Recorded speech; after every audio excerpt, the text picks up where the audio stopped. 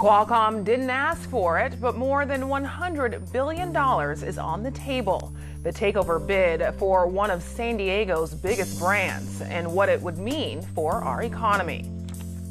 If they're doing it overnight, that's one thing, but if they do it for weeks, it's kind of an eyesore. The freedom to roam on wheels, the parking law debate, pitting neighbor against neighbor. It's mating season, so we might be expecting a pup next year. Watching over a new generation, the young female who saved New Zealand sea lions.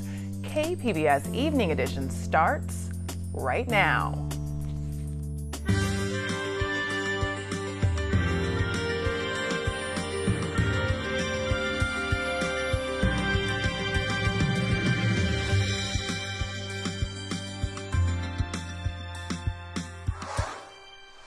Good evening and thanks for joining us. I'm Ebony Monet. There's an offer to buy one of San Diego's largest employers. Broadcom, a rival chip maker, wants to buy Qualcomm for more than $100 billion. If the bid is accepted, industry experts say this would be one of the largest deals in tech history. We spoke to Kelly Cunningham, a senior economist, about the potential local economic impact. Out of our economy, which is about $220 billion, that's our gross domestic product, we'd estimate that Qualcomm accounts for about 4 to 5% of that, just that one company. So it's a huge player in San Diego. So what could a potential merger with Broadcom mean for Qualcomm's estimated 33,000 employees, including the 12 to 14,000 Cunningham estimates are based here in San Diego? They pay pretty well. It's well over $100,000 for the average employee at Qualcomm. And so that has a huge spillover effect because they do go out to restaurants and stores and they spend their money. And so other businesses depend on that. The company is also well known for its philanthropic endeavors and academic relationships in the region.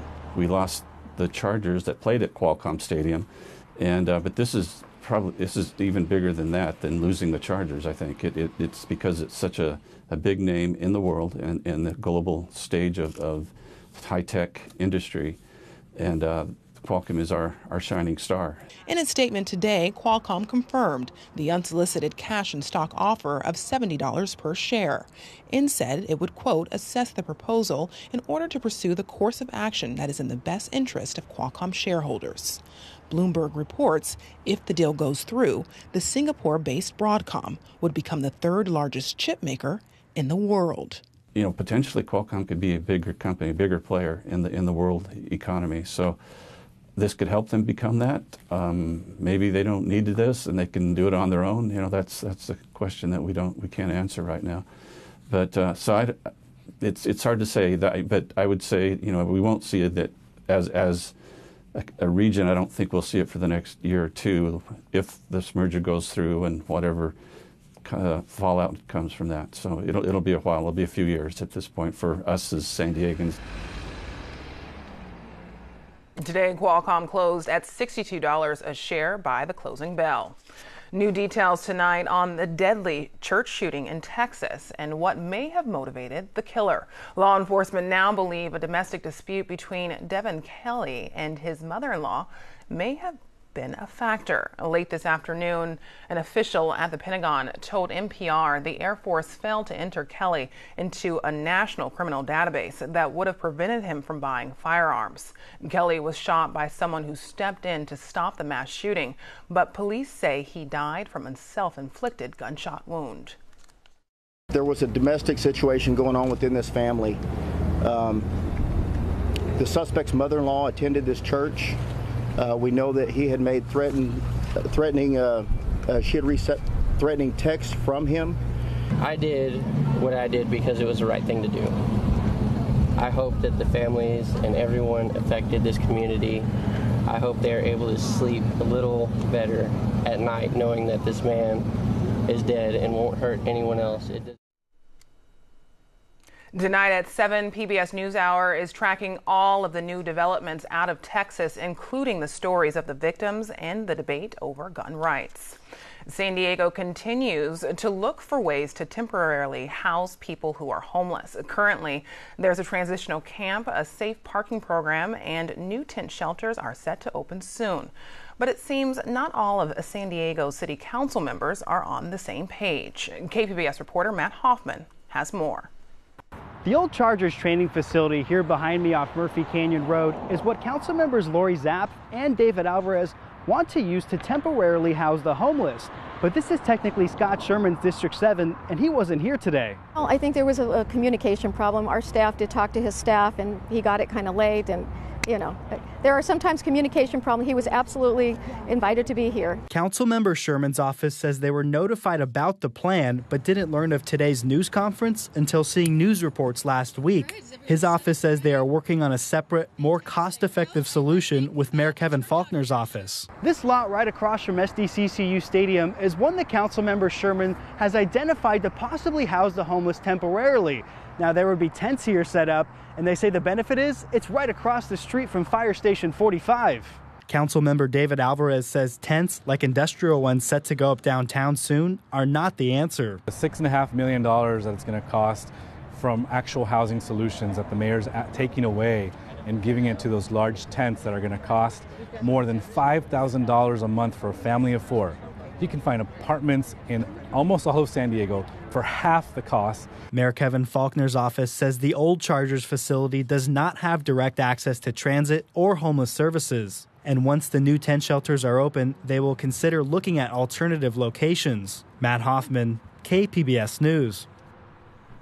The San Ysidro School District is dealing with another high-profile resignation. The interim superintendent, Jose Arturo Sanchez Macias, stepped down late Friday. He was on the job for just 2 months after his predecessor resigned. A report by iNewsSource found Julio Fonseca received a $376,000 payout. Sanchez Macias is not talking about his resignation. The school board will meet again later this week. A judge is likely to order the Metropolitan Transit System to unblock a doorway long used by travelers at the San Ysidro Transit Center. KPBS investigative reporter Amita Sharma has an update on a story we first brought you a year ago. San Diego Superior Court Judge Catherine Bacall has twice issued tentative rulings saying a change in the law and photographs showing a well-defined walkway between the transit center and the McDonald's building undermined MTS's trespassing claim. MTS had sued the McDonald's building owner, Grand Central West, in 2016. MTS then installed a scissor gate to block travelers to and from the bus terminal to the McDonald's building. Many of those travelers who were seniors, disabled, or small children instead had to take a lengthy detour around the building. MTS spent more than $381,000 in taxpayer money on its legal fees for the case. Amita Sharma, KPBS News. Tomorrow is Election Day, and some of the people going to the polls in San Diego County this year are Poway residents.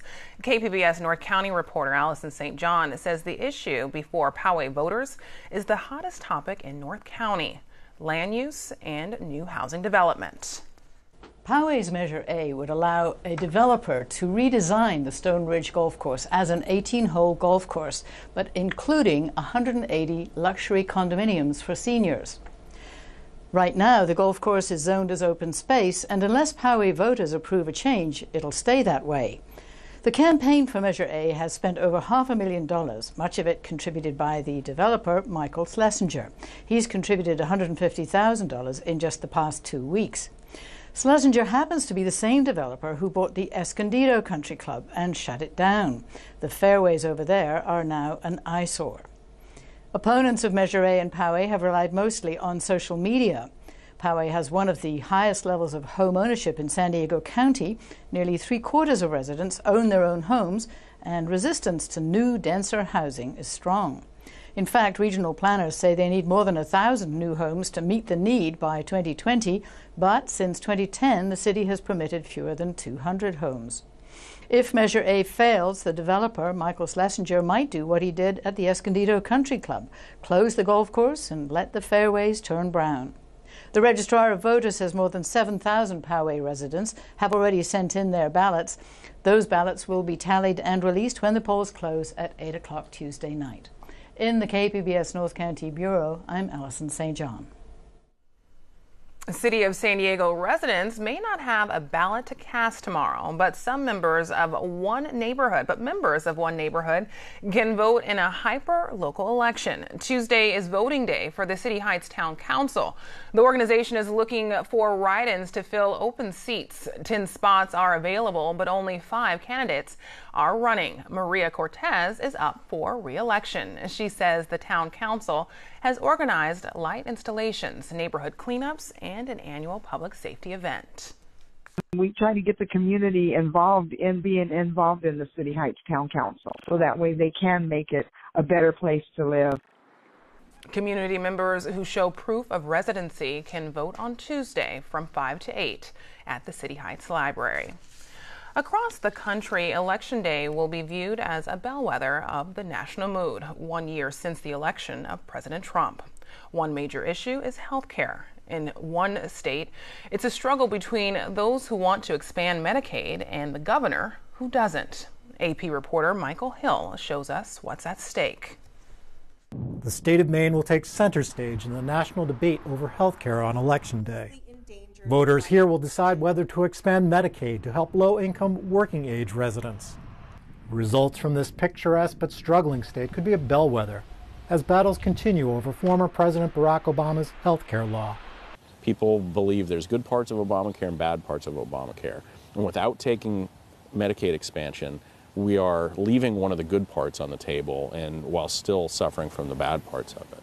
Maine is among 19 states that refuse to expand Medicaid under the Affordable Care Act. Expansion proponents say it could help insure 70,000 Maine residents under age 65. People like Bethany Miller's 25-year-old son, Kyle Wilson. Had Kyle had health insurance, he would still be here today. Kyle had type 1 diabetes. He worked part-time construction jobs. But his mother said he couldn't afford his $80 subsidized monthly premium to purchase private insurance. So he started rationing his insulin so that he could buy food, and it cost him his life. He died from a diabetic coma last November. Republican Governor Paul LePage has vetoed expansion 5 times. We in Maine know what our needs are better than people here in Washington. He and his allies argue that expansion would require the state to spend millions that could otherwise go to help children, the disabled, and the elderly. This is for non-disabled adults who are able to work, people who have other choices. Maybe difficult, I understand, but there are other options out there that we can do to help them. This is going to create a budgetary nightmare that I don't know that the state will survive. As Maine prepares to vote, organizers in Idaho and Utah say they'll seek similar ballot initiatives next year. Efforts to alter the health care law may languish in Washington, but states like Maine are still grappling with the issue. Michael Hill, Associated Press. The USS Coronado has started heading home to San Diego today. The crew wrapped up a 14-month maiden deployment to Southeast Asia. The Coronado took part in nearly a dozen exercises and teamed up with 16 allied navies. KPBS News has covered this class of ship and its maintenance problems. Navy leaders say the Coronado crew cut the average number of days needed for repairs from 15 to 4. The city of Santee is looking at changing parking laws for recreational vehicles. People living there say RVs are crowding neighborhoods, creating safety hazards and blocking views. But RV owners complain there isn't anywhere to park them. KPBS reporter Matt Hoffman went to Santee to see the ordinance pitting neighbor against neighbor. Hands down, by far, this is the one issue that I get more calls or complaints about than probably all the others combined. Santee City Councilman Rob McNellis moved to Santee in 1994 and was elected to the City Council in 2010. We're East County, so we love the river, we love the desert. That's the reason that people move here. You'll find the vast majority of us that do live here love these types of things, and so we have recreational vehicles. In Santee, RVs, boats, and trailers cannot be parked on city streets for more than 72 hours without being moved. If they're doing it overnight, that's one thing, but if they do it for weeks, it's kind of an eyesore. Jim Friedenberg has lived in Santee for 20 years and says RVs here have always been a problem. Oh, yeah. They're up and down every other street. I mean, you can go up here a block and you can go down there a block and you'll see them parked off to the side. Friedenberg says RVs block views of streets, causing safety hazards. I have a grandkid, almost 2 years old now, so I worry about him. They speed through here. The San Diego County Sheriff's Department says the current parking law is hard to enforce because the ordinance doesn't say how far an RV has to be moved after 72 hours. The department says they don't actively look for violators. Instead, they respond to people's complaints. They have these little blue notices, they sometimes courtesy notice, which they'll put out there a lot of times before they ticket it. And I didn't, this last time where I got a ticket, I didn't get the courtesy notice. David Evangelou has been living in Santee for 25 years. He's owned a camper for the last 6 years and has always struggled with parking it. If you can afford a motorhome doesn't mean you have money to store it too. I mean, it's just, that doesn't make sense. My point is I should be able to park it on the street. I pay the registration, the insurance is not cheap. Evangelou is facing a problem many other RV owners in Santee have. There's nowhere to park for more than 3 days. This is the front of my house here. I'd either have to put it in the driveway, which there's no room for, obviously. Unfortunately, if you want to have the toys, you have to be able to afford all the cost of those toys. Me personally, I own an RV as well, but I do pay to have it stored at Santee Lakes. Known for its fishing and camping, Santee Lakes Recreation Preserve is the only spot in town with dedicated RV storage. We have 311 spaces, ranging from under 20 feet to about 45 foot. It's all secured. So they use their access card to swipe in at the gate and they come into their assigned space. But there's just one problem. We get calls every day asking if we have any spaces available. The site has more than 180 people on its waiting list. Many of our customers are loyal customers. They stay for years at a time, and it's rare for us to open up a spot. I was on a waiting list for a long time before a space opened up there, and during that time I had it stored in El Cajon, I had it stored in Lakeside. I don't think it's right for us to use our city streets as storage. The sheriff's station in Santee says they get around 1,000 parking complaints a year, mainly related to RVs. McNella says this often means neighbors are reporting each other, which can cause tension. When we were filming in Santee, someone had actually gone around and placed parking notices on people's RVs, appearing to be from the city. Yeah, no, this is not the city of Santee that's doing this one. But this just shows you that, there are a number of residents that are truly upset about this, and they want to make a change. Currently, city staff are reviewing the ordinance to see if it should be changed. That can mean anything from banning overnight parking altogether or creating some type of permitting system. For now, though, it seems like RVs will stay on city streets. Matt Hoffman, KPBS News. The time change means an earlier sunrise. People took advantage this morning, catching some waves under sunny skies in Oceanside. Sunny days and cooler nights. Mild fall weather for the start of the work week. Jeff Cornish has a closer look at tonight's forecast. We are playing it cool with our forecast right now. For San Diego, temperatures real close to normal, maybe a little bit below average, but fairly cool air out there. We're enjoying that. Most of the showers are staying to the north. There are a few little sprinkles out there. They're more likely at the Los Angeles area compared to San Diego as we close out the day and the evening. And by the way, with that earlier sunset, it's a little bit of an adjustment. Sunrise tomorrow morning, 6:12. Sunset tomorrow evening, an early 4:53. That's a little troubling, sobering, if you will. And when we look at, this is an unusual way to talk about the seasons. We often talk about astronomical winter, which begins with the winter solstice when the direct rays of the sun are at their southernmost point on the globe around December 20, 21, 22 in the typical year. Well, you might call the next 3 months solar winter because these 3 months, the next 90 days plus or minus, are the darkest 90 days for the northern hemisphere with the least amount of sun between November 5th and February 5th. So that's kind of an interesting way of thinking about the seasons, but this is the next 90 days in which the calendar year brings the least amount of sun. Couple of sprinkles, extra moisture out there. You can see most of the actual showers are a little more likely to the north, but there is some action with an influx in moisture even into the area. So again, don't be surprised if you need to use your wipers and use a little extra time out there if you do encounter one of these showers. Even though they're a little more widespread to the north into Los Angeles, we're not out of the woods here with a brief sprinkle or shower in some parts of Southern California. Temperatures tonight are on the cool side, pretty comfortable, upper 50s, a lot of low 60s, and we're dealing with dry weather for Tuesday for the most part for a brief time before things get more active in Northern California later this week. Looking at the highs for tomorrow, 81 at Borrego Springs to 72 in the city with a good deal of sunshine and some clouds here and there. The coastal forecast, a mix of sun and clouds. Again, most of the moisture later this week will stay in Northern California, so we'll play it dry at this point for the inland areas as well. Quick look at the mountains. Cooler, 50s to near 60 by Saturday, and a glance at the deserts running warmer. I'm Jeff Cornish for KPBS News. Scientists in Mexico say they're heartbroken after the death of an endangered vaquita porpoise. The animal's death was reported over the weekend. Fewer than 30 of the rare porpoise species are believed to be alive in the wild. A group called Vaquita CPR is working to capture the species to preserve their numbers. Those involved say they will work with an independent review panel to find out what went wrong in this case. After being hunted off the mainland of New Zealand centuries ago, a new generation of the Earth's rarest sea lion species has returned. In tonight's SciTech Report, producer Chelsea Fisk and Brandon Swanson show us who's in charge of watching over new sea lion pups and ensuring their safety. The survival of one individual can make a real difference to a species.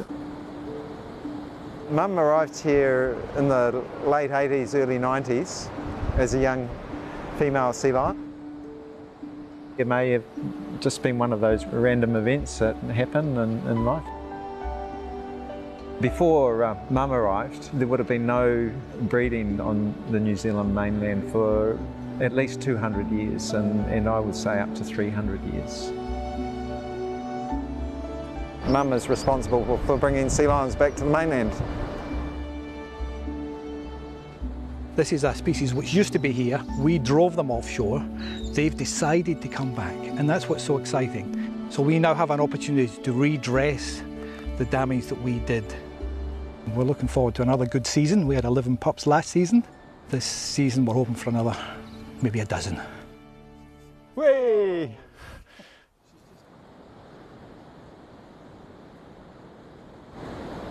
This is Nuki, a young 4-year-old female, but this male's had her captive up in the dunes here for some time. This is pretty dangerous because the male's holding her here in the surf zone.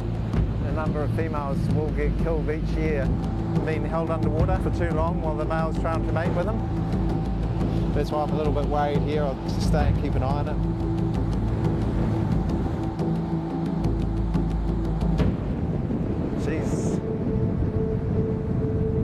She'd be pretty exhausted by now. It's good to see her sitting up like that, just to get out of the water. And this is part of the breeding process, dangerous and fraught as it looks, part of the whole chain of life. The pup's at least a week old. It's just loving the contact with its mother. It's an important bonding time for mum and pup. They'll be together for at least the next year and possibly two years. Mum needs to be able to recognise the pup from its calls and from its smell. She can't afford to be held hostage. She's got to get back to a pup to feed it. 2 or 3 days of being held hostage by a male could really compromise the health of the pup. We try and keep track of where the females are and where they're going to have their pups. The main reason is if they have their pups in an area where there are threats, we can manage the threats the pups are born into. We checked this pup was found the other day in open farmland and quite exposed. that doesn't have the protection from the weather that vegetation will provide. If females are having to go up into farmland to hide away from the male sea lions, getting into areas that don't have ideal habitat for the pup, we could easily provide simple shelters and that sort of thing that might assist the survival of the pups. Oh, there's the pup. So we're lucky we've caught it with Caesar away. G'day, how are you? Sorry about the rude intrusion. I know that your mum's probably told you not to talk to strangers. I'm pretty sure this is going to work. Just in that area there, if you come this way, Martin. Well, let's leave her to explore her new home. Look what I found, Mum. This is much better.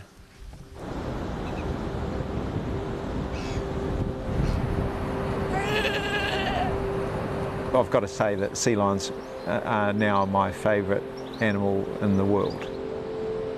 They're just a really interesting animal to get to know, and to think that we might have even lost that opportunity. Sea lions are constantly going to be there to challenge us and be asking the questions, are you big enough to make space for me? You can find more stories like that one on SciTech Now, Sunday nights at 5:30, right here on KPBS. You can find tonight's stories on our website, kpbs.org/evening edition. Thanks for joining us. Have a great night.